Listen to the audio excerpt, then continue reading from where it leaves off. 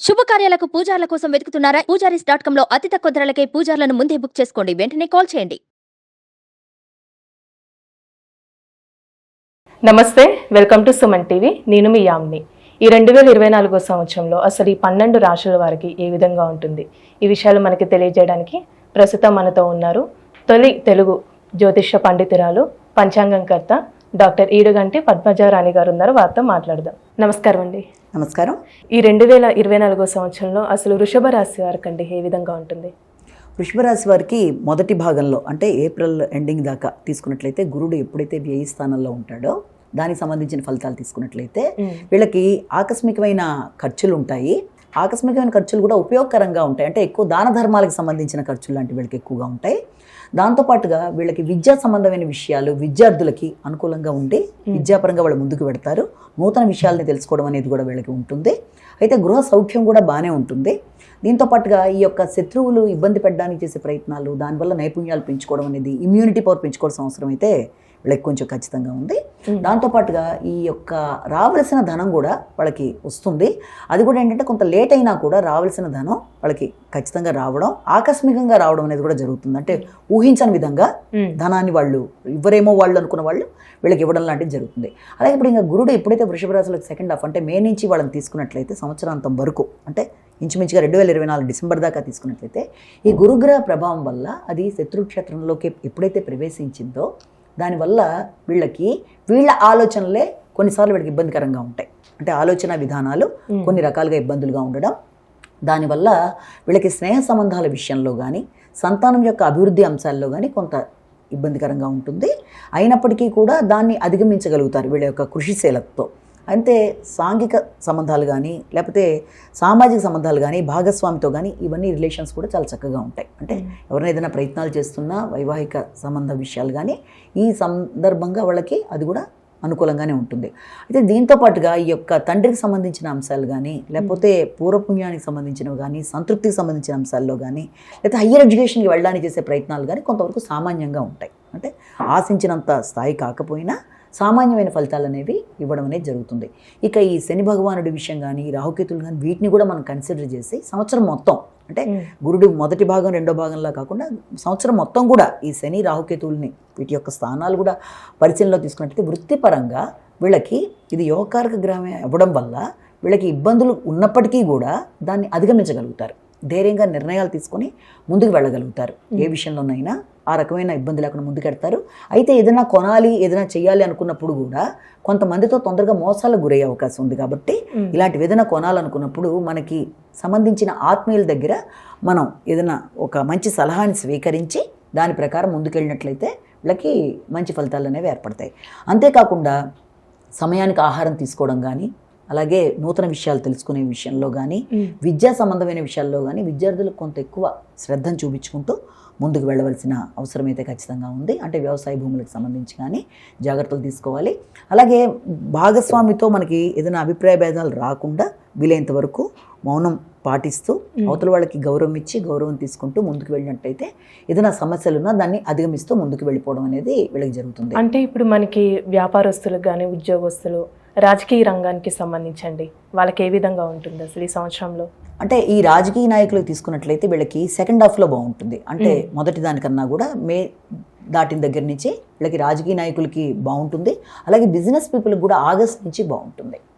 August onwards వాళ్ళకి బాగుంటుంది.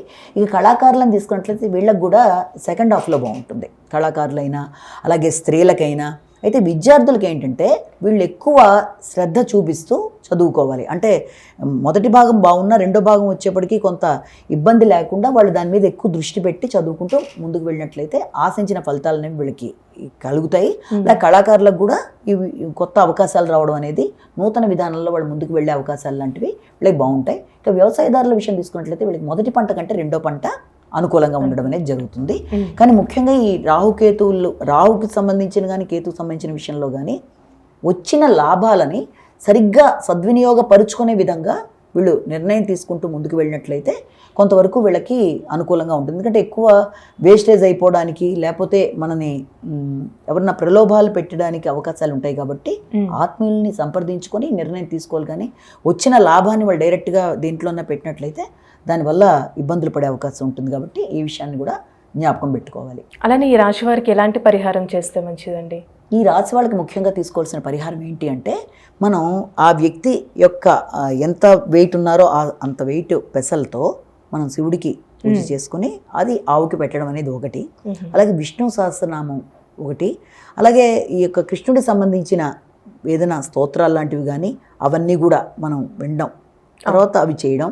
అలాగే కృష్ణుడికి సంబంధించిన దేవాలయాలు, విష్ణుమూర్తికి సంబంధించిన దేవాలయాలైనా వాటికి వెళ్ళడం అనేది, అంటే వీలైనంత వరకు విష్ణు సహస్రనామం వింటూ ఇలా దేవాలయ సందర్శన చేసినా కూడా ఈ రకమైన సమస్యలు ఏ రకంగా ఉన్నా కూడా వాటిని అధిగమించడానికి అవకాశం ఉంటుంది. అంటే తీసుకునే నిర్ణయాల్లో వీలైనంత వరకు వీళ్ళ ఆలోచనలలో ఇబ్బంది లేకుండా, అనవసరమైన ఖర్చులకు వెళ్లకుండా వచ్చిన ధనాన్ని సద్వినియోగపరుచుకుంటూ దాన్ని కరెక్ట్గా ఇప్పుడు వచ్చింది ఇంత అమౌంట్ దీన్ని ఇక్కడ పెట్టాలి అన్న విషయంలో జాగ్రత్త తీసుకుంటూ ముందుకెడితే ధనం వృధా అవ్వదు.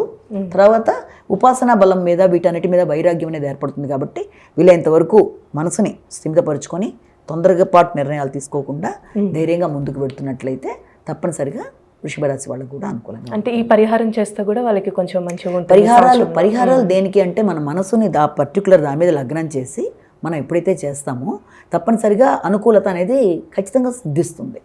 దానికి సంబంధించిన శ్లోకమే ఇప్పుడు చెప్పాను కదా, మామూలుగా విష్ణు సహస్రనామాలు వినడం అవన్నీ అది అనుకూలంగా ఉంటుంది. వీళ్ళు ఏదైనా సమయంలో అంటే జాగ్రత్తలు అంటూ తీసుకోవాలండి ఈ రాశివారు?